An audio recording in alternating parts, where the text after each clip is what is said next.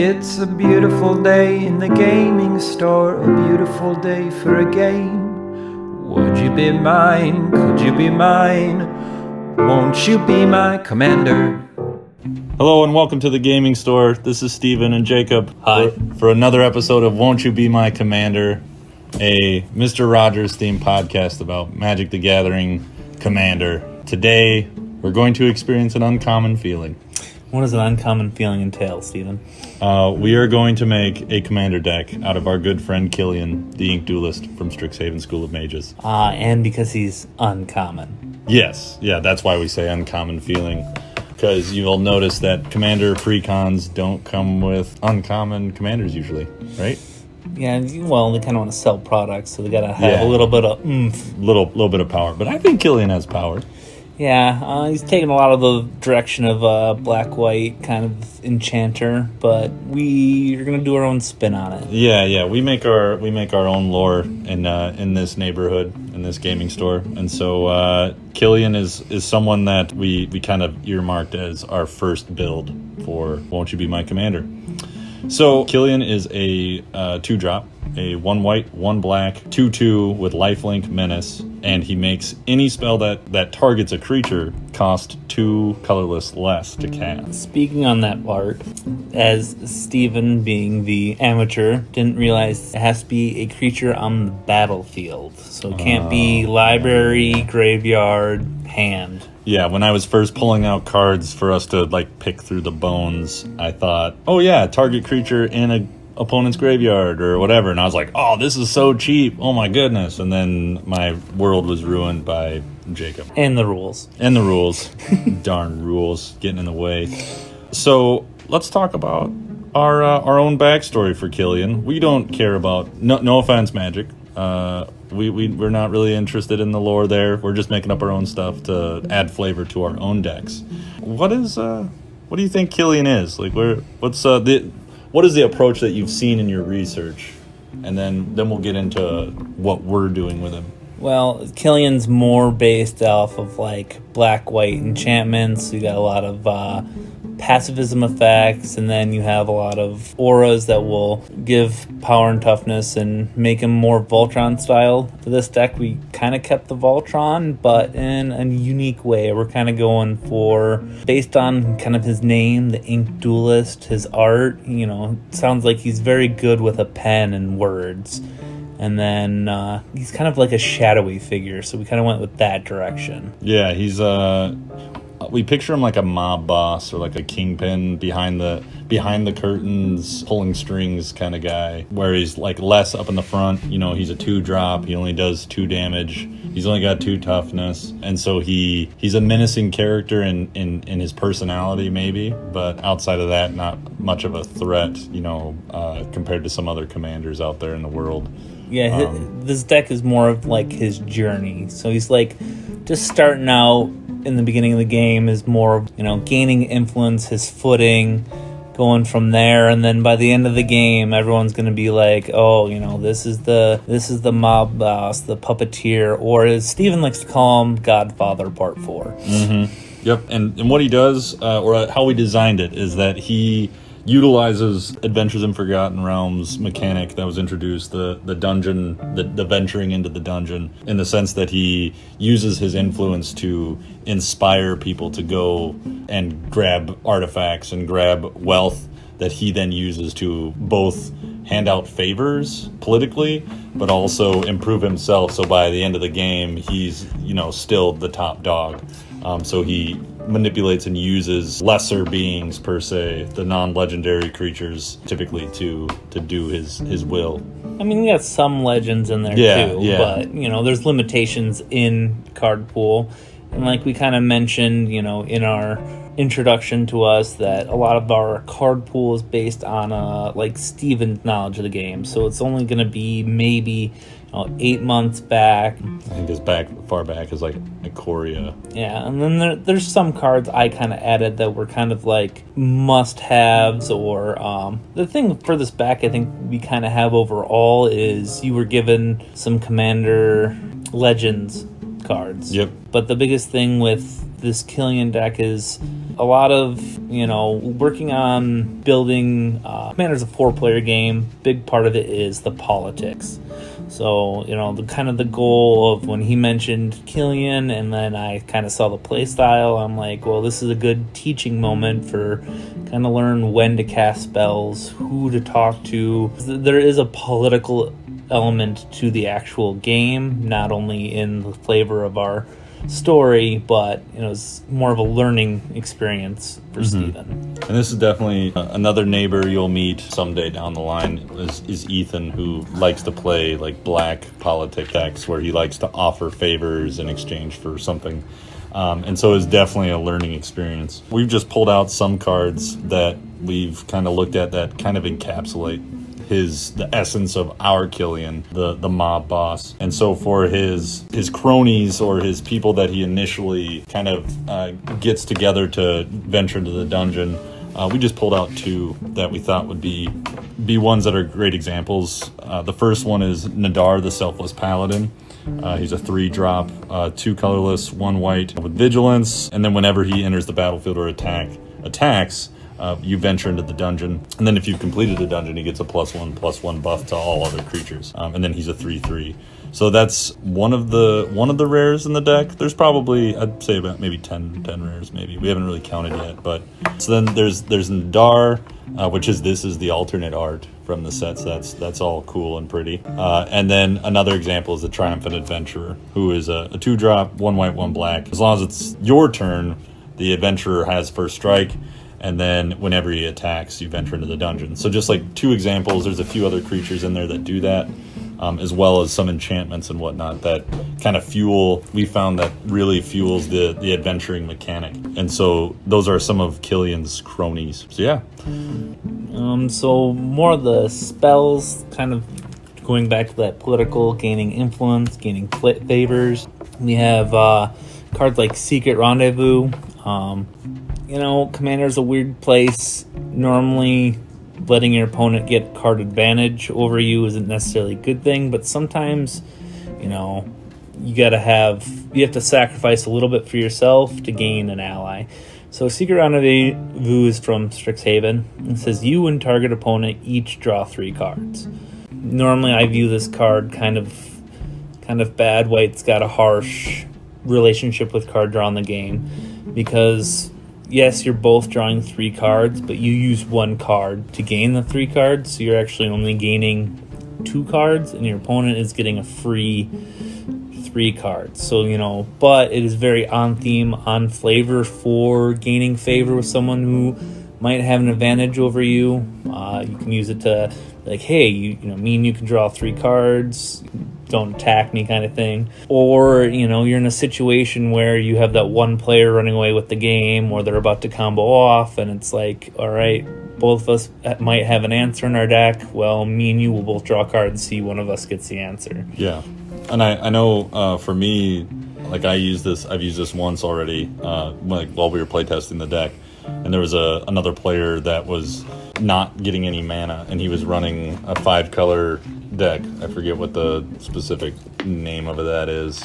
Oh, was that last Thursday? Yeah. And he was rocking out Chromat. With Chromat, yeah. He didn't have the lands he needed, and so I was like, hey, you know what? Let's if you leave me alone and you work for me, then I'll let you draw some cards. And I actually helped him out in the long run. He ended up winning, but it was worth it. He left me alone for turns and turns, and it came down to me and him. So it's really a good card in that sense, and it's it is not the best card draw.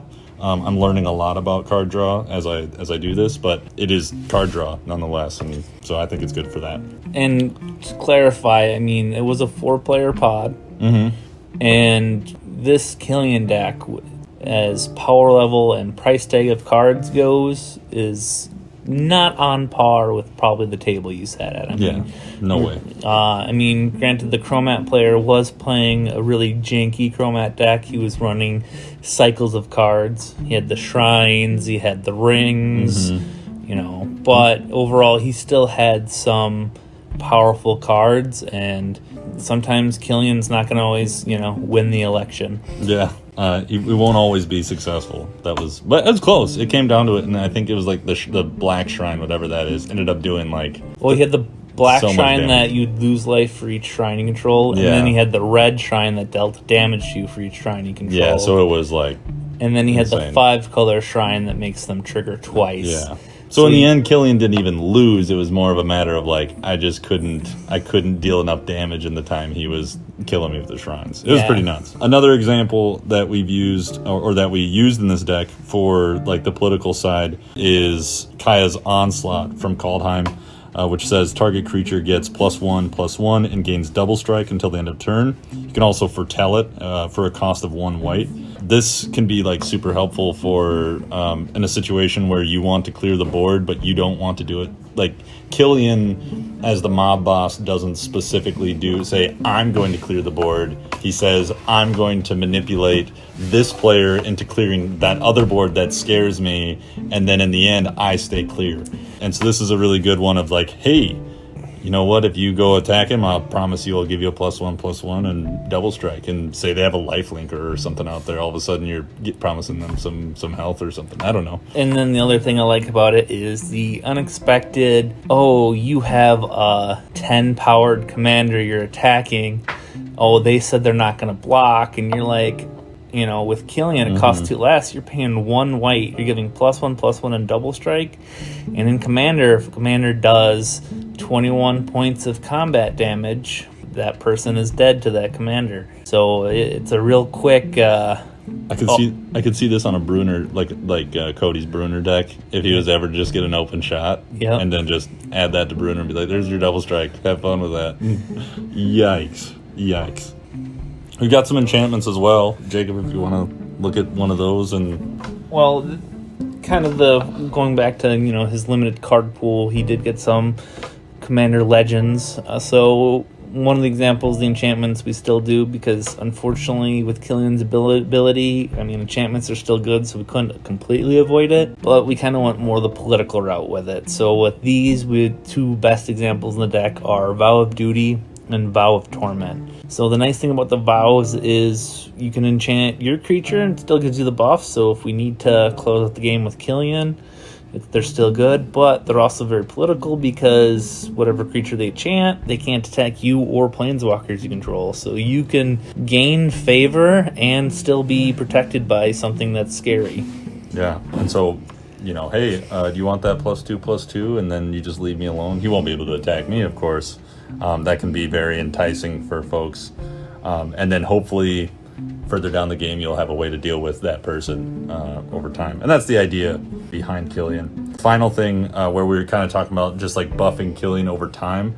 It's not crazy. Like, we don't have a crazy amount of artifacts or enchantments. There's a few things, I suppose, but probably the most notable one is Vorpal Sword from Adventures in Forgotten Realms. It's kind of just like it's a win con that the likelihood of it being pulled off is, you know, slim. I think I had a chance to do it once and I decided not to because I thought I would make the guy really mad if I did it. Yeah. Because I'd be like kind of stabbing him in the back, which is great because that's Killian, but I'm not sure I have the guts. The Vorpal Sword is a big premise of this deck where, like, the idea is you are trying to influence your opponents to take each other out first, and Killian is going for that 1v1, which, you know, the nice thing is black and your kill spells costing 2 less. You can play some very subpar black kill spells that are actually really good now because they cost 2 less. Like, I mean, we got Baked in the Pie, you know. Yep. Creating a food. I mean, I know gaining 3 life is not always important, but in a 1v1, it could be a matter difference of, you know, all it takes is as long as you're above 1, you're still in the game. Yeah, and the Vorpal Sword's kind of like the dagger in the back of your enemies and friends in a way, which is probably how Killian would fight at the end of it. Just like real dirty. At 2 Brutus. Yeah, just kind of I'm gonna end this after I've given favor and taken favor, and now at the very end I'm just going to be super brutal and Vorpal Sword you to death, which is just kind of a cool flavor thing. So yeah, Killian. Overall, again, he's an uncommon commander, and we've made a deck that we'll talk about a little bit more. But the idea is that he's not very overpowered. He's not something you'll see regularly, and this is definitely not like a build that you would find pretty much anywhere else, really. And it's admittedly it's not the most optimized for that. Like dungeon diving is maybe not the most optimal thing. Yeah. But the whole idea of our podcast is to create a commander deck that is synergistic, that is unique, but also just like fun to play in a non-competitive environment. Yeah. And not necessarily that, but like in an environment where you can play competitive, but you're not looking to like win on turn 1 or 2 or whatever crazy players do these days. And like we kind of mentioned, like a lot of the decks we're brewing, I mean, it's right now, we're taking baseline ideas, throwing a deck together with kind of limited card pool, limited knowledge from your end, and just slowly going through there. Like we kind of discussed, we haven't really been sure, but, you know, we might revisit these decks in the future and, you know, upgrade them and see how much that power and influence changes from our original themes, or, you know, how much if it completely takes away from our themes. Yeah, and so probably in the info, I mean, this is our first episode, but putting something in the info, we'll put like a card list or something, so that if you want to rebuild it and then find your own way to make it better. You know, the idea of Jacob and I is that I'm the guy who just has these cards and wants to use them, and Jacob has like years of knowledge that he can say, you know, this card would be really good for it if we found it. And like if we ever visit Quintorius in his study, maybe we will see how he's evolved from just like my first commander deck to now he's actually like, he's got some pretty nasty stuff in there. He's got potential. Like, I mean, like no one's really gone in yet. So that's kind of the idea of these decks, is give players a baseline and, you know, go wild from there. And it's also kind of like our own ideas, like, you know, the backstory. Like we looked at the card art of this guy, kind of looked at his name, and it influenced the deck. So we're trying to go for that more fun aspect of the game. And something you won't see. I think my friend was gonna I'm gonna make a Killian deck and it's all gonna be enchantments and stuff, and I was like, cool, you should build that so we can see the difference between our deck and your deck. Just not necessarily beating you, but just like to see how different they are. Yeah. So well, anyways, that's Killian. So we'll move on to our next segments and kind of talking about some of the questions we had, some of the lessons learned about, you know, land economy, instant economy, what is good card draw, those kind of things. I learned a lot as we built this together. So in the next segment, we'll talk about those things.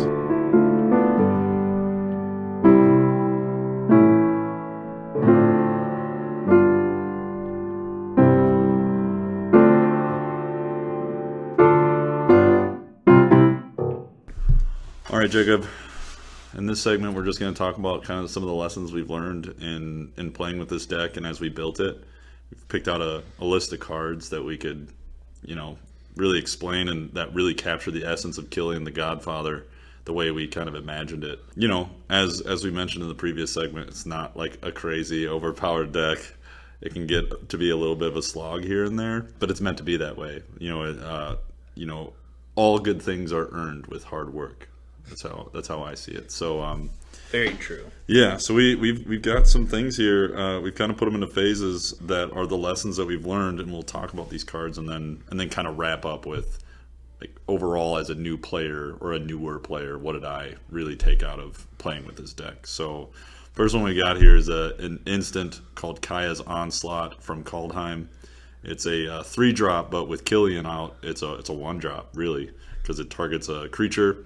A target creature gets +1/+1 and gains double strike until the end of the turn. Is this one of those ones where I kind of just cast it on Killian and hit somebody with it, or? Well, it depends on the stage of the game. The nice thing is with this is if you get it late, Killian, we kind of discovered its goal wants to be a 1-on-1 situation. So 1-on-1, yes, definitely want to cast Kaya's Onslaught. But my favorite thought, and I've seen Steven kind of use it, was someone goes to swing with a 10-power commander. Well, it's like, oh, let me just, Kaya's Onslaught it. Now it's 11/11 double striker that someone said I'm not going to block, and now they're out of the game because they got hit for 21 commander damage. Yeah, and theoretically, I mean, obviously that's the last other player, which would make it a 1-on-1. But if it were, say it's 4 people and you knock out the third one, you still have a buddy because you haven't screwed over that person. And so that's kind of nice in that way.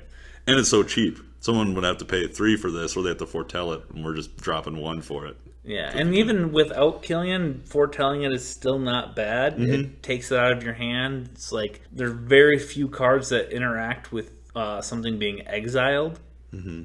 Things you probably haven't run into yet. Like one of my favorite cards in white, it's called Pull from Eternity. It's literally a 1 mana white spell that says take target card from player's exile and put it into their graveyard. I had no idea that that's a thing. Yep, and it's like the only instance of that. Almost. Otherwise, there are Eldrazi with that are processors as a creature type. They can take cards from a player's exile, like an opponent's exile, and put them into their graveyard. That seems like weirdly specific. But this Kaya's Onslaught, another nice thing, just thinking about it is, Doomscar. I'm a newer player, so Doomscar is one of the big wraths that I know of, just because it's more recent. When you I'm gonna foretell something, everybody's like, oh, what is that? What are you foretelling? And really all you're foretelling is like, oh, it's just a +1/+1 double strike, no big deal. I feel like it's like it adds to the Godfather sitting at the table with a hand of cards and he's just bluffing in a way. And so I like that. I think it's fun. Another instant we have here is another 3-drop, but it is a 1-drop with Killian, is Rally Maneuver from Adventures in Forgotten Realms, where a target creature gets +2 and gains first strike until the end of turn, and up to one other target creature gets +0/+2 and gains lifelink until the end of turn. And something I realized here with this one is I've often looked at it as on a one-on-one situation, and I've never thought about how this can target 2 different creatures. And so you could boost one of your opponents that's attacking with the target creature gets +2 in first strike, but then you could also boost the opponent to where they both get the other one gets lifelink, and so you can give them life. Hey, I'm going to give you life, but also I'm going to let him hit you, kind of thing. I don't know how that would work. I don't know if that would look how that would look. This is it's a little bit of a dangerous political card, depending. The best example for this, for safe playing it for your deck, is what is that defender you play that opponent gets to draw a card? Oh, Flump. Yeah, Flump from Forgotten Realms. So it's like, Flump only has, a 4 toughness? Mm-hmm.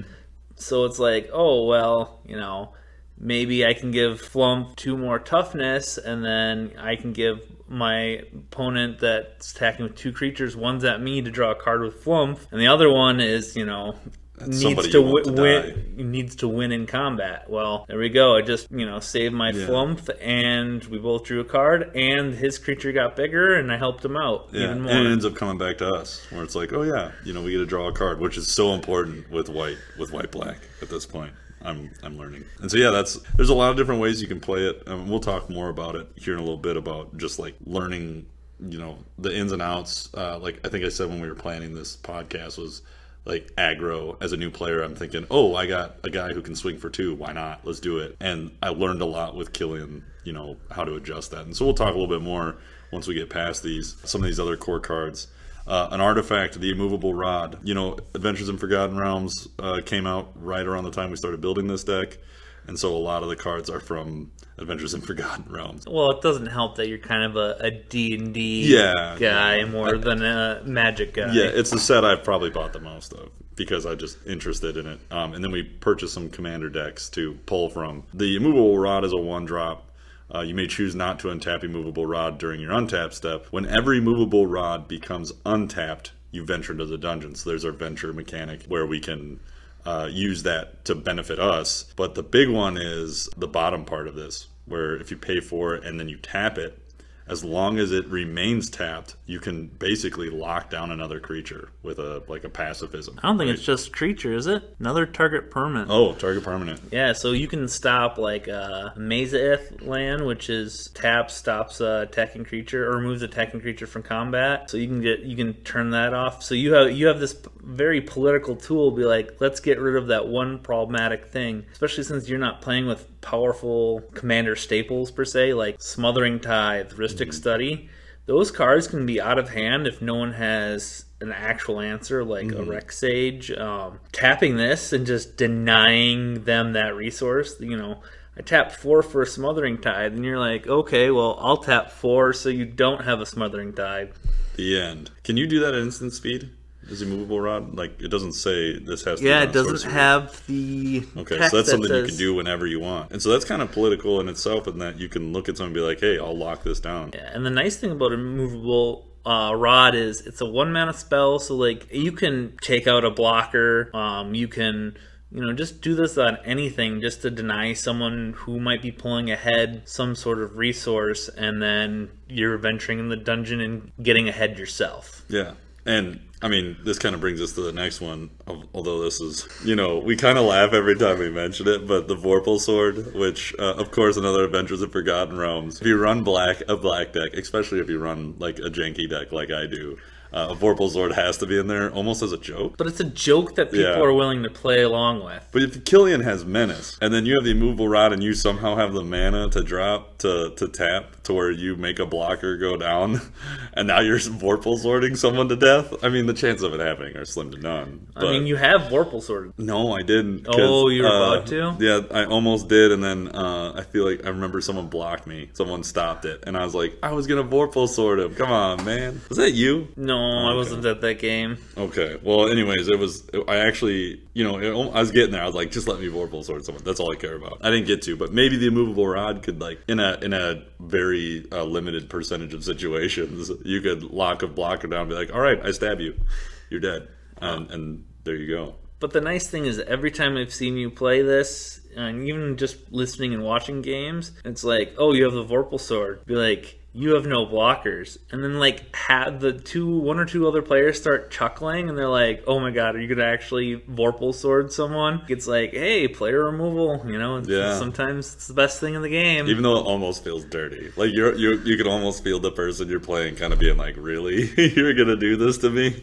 I think it's fun. But that kind of showcases that like Vorpal Sword technically seems like it would be a strong card, but what does it cost to activate? It's 1 to cast, 1 black to cast, 2 black to equip. And then when you equip it, it gets +2 and has Death Touch. But then it costs 8, so 3 black plus 5 colorless in order to get the if you deal combat damage to a player, that player loses. Yeah, so I mean, it's a huge price to pay. I feel it's definitely a meme and dream kind of card. Yeah. But it kind of gets that excitement at the table where someone's like, I actually want to see this, and they might actually help you. Yep. So, like, it's just, that having the fun with the game. Also, politics doesn't have to be overly serious or turn into a debate. Yeah, it can be fun. I mean, I think it all depends on how you go about it. And, of course, part of forming the gaming store, this place where all the neighbors get together and hang out is like to have fun with different play styles. And I think, Vorpal Sword, you drop it on the field, people are like, whoa, that's a little bit crazy. But then all of a sudden they're like, hey, I'll clear out these guys if you Vorpal Sword them. And then there's like a kind of like a laugh. Like we're laughing right now recording a podcast, and at a table, if you're playing with the right people, and most of the guys that we play with are chill about it, would laugh. I think it's funny. And as a new player, to me, when I saw Vorpal Sword, I was like, man, that's so good. And all the other players are like, yeah, it's okay. Costs a lot. So now we're getting into, we only have a couple more cards here. The next one is Thorough Investigation. So we're all over Adventures in Forgotten Realms at this point. But Thorough Investigation, it's a little bit different. It's not an artifact that you equip or lock somebody down, but it's actually like a main card draw venture mechanic in the deck, which is super important. It was really surprising. Like, this enchantment performed better than I thought. Like, reading it, it's like, oh, it's nothing major. But after I played the deck, watching Steve play it a couple times, it definitely feels like if you don't have this card, the deck kind of gets stagnant. Yeah. Plateaus really easily. Yeah, it slogs. It has a hard time keeping up with other people.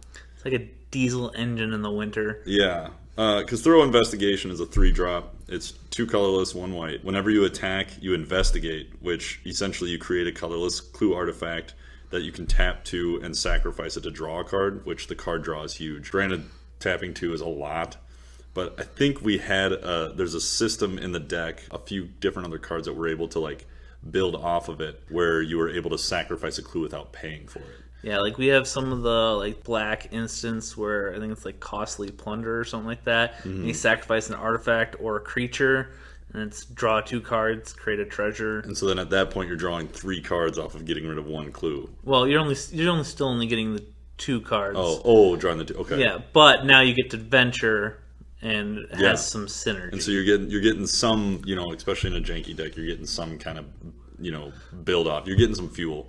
which in the times I've played it where it's been most effective, it's been so handy to have Thorough Investigation. It was like we would sit there and you would watch, and I would tutor for Thorough Investigation if I had the chance to, because it would just fuel the deck. And then finally, this one's actually a learning moment, a big learning moment. Lightning Greaves. It's a 2 colorless equipment, and it gives the equipped creature haste and shroud with an equip cost of 0. Something I didn't really realize is that if you shroud your own creature, you can't equip them with, say, the Vorpal Sword. And so I still think it's valid in my card selection, but... Well, yeah, that's just it, is because you bought the Commander Precon, that was like the pair of boots you got. But for this deck, especially when you end up, if you get to that 1v1 situation where you'd want Swiftfoot boots, because I think it costs a little more, and then its equip cost also costs more. It gives hexproof instead of shroud, which, especially since we're mostly relying on instants and sorceries to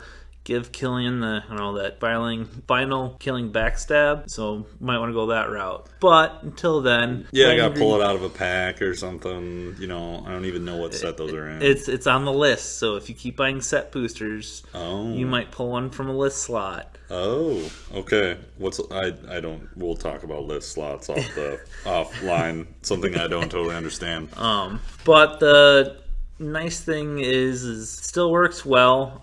The other lesson kind of taught him was you have to have another creature in order to move the boots off, in order to target Killian with something like the Vorpal Sword, and then move the boots back on. So it becomes kind of a logistical thing that if you're not aware of, it can be like, oh shoot, I did not play this in the right order. Which when it comes like kill time at the very end of the game, you could really mess up your land economy with that. And it's something I'd probably do 9 times out of 10, my bet. But go ahead. Well, I just want to bring up one thing with Lightning Greaves. So equipment, so it's a weird concept. So logically speaking, if you can equip something, you should be able to unequip it for the same cost, but that's not how it works in Magic. So once something is equipped to a creature, in order to take it off that creature, you have to have another valid target to equip to. So that was like one of the things, like I think we had to point out to you in one game where you're like, oh, I'm just gonna take this off Killian. It's like, well, no, you have to have another creature to equip that to. Yeah, Killian just can't lose his he can't kick his shoes off. Yeah, he's gonna just hang out for a while. He's got to keep them on until he has somebody to give them to, I guess. Yeah, I guess that makes sense logically, I suppose, in a Magic realm where everybody can cast magic out of their hands. Okay.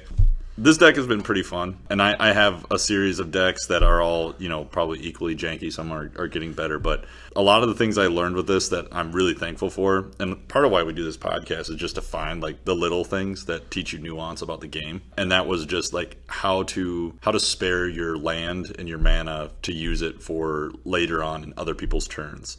So if you have an instant in your hand and it's your turn, and you could do a quick 3 damage, is that worth it? Should you do that early? And I learned that I'm like, oh, you know what? I've got 5 land untapped, and I just cast Immovable Rod. I'm gonna pass my turn, and I wouldn't strike with Killian. I wouldn't strike with anybody, and I started to get more engaged in other people's boards. Because playing me, I get lost with a lot of the craziness going on because I don't know what cards mean, all that stuff.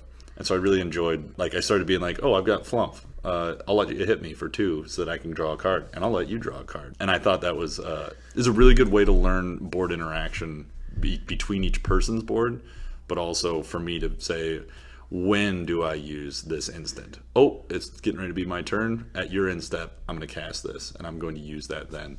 And I feel like it's made me a much better Magic player with my other decks, where I'm like, hey, I've got this instant. I'm going to wait a second because Killian told me. So I didn't realize with Flump has the same text as the Strixhaven cards that where you pay an alternate cost but you give your opponent something.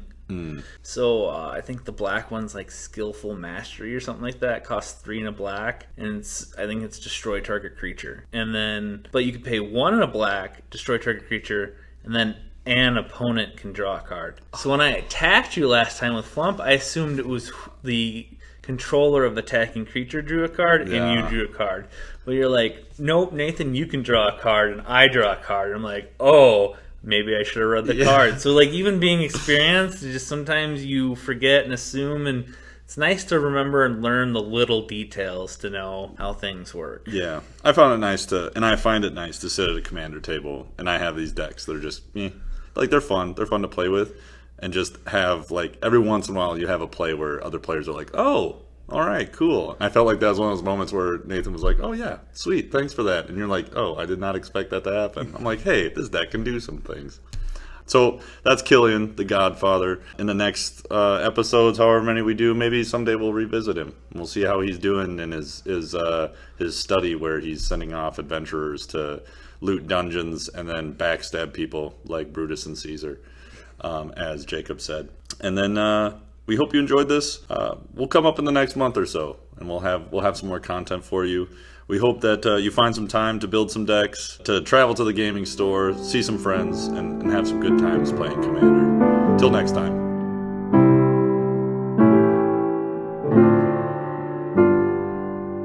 Would you be mine? Could you be mine? Won't you be my commander?